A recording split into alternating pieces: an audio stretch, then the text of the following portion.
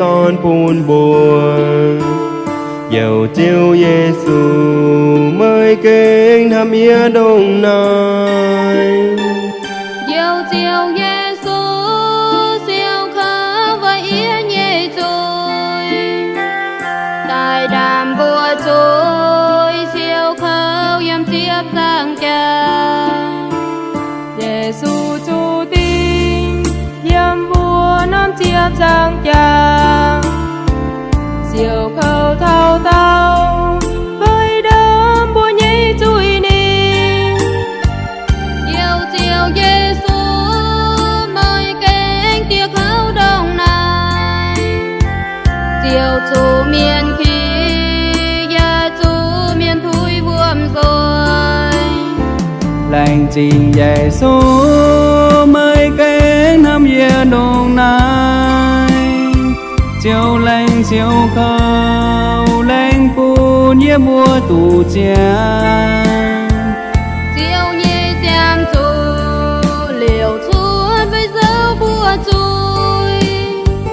càn tài lo chiều chiều buồn bùa tu bèn on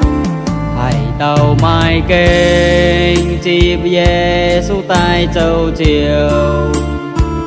càn tươi coi nhiều chàng hô mày hay chùa bùa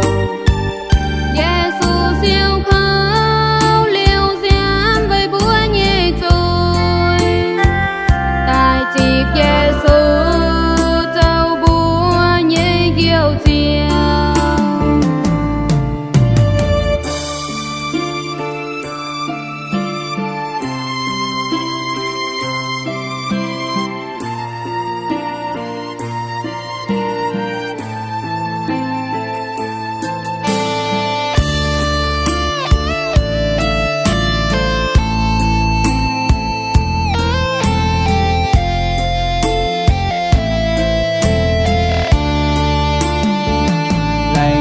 Giêsu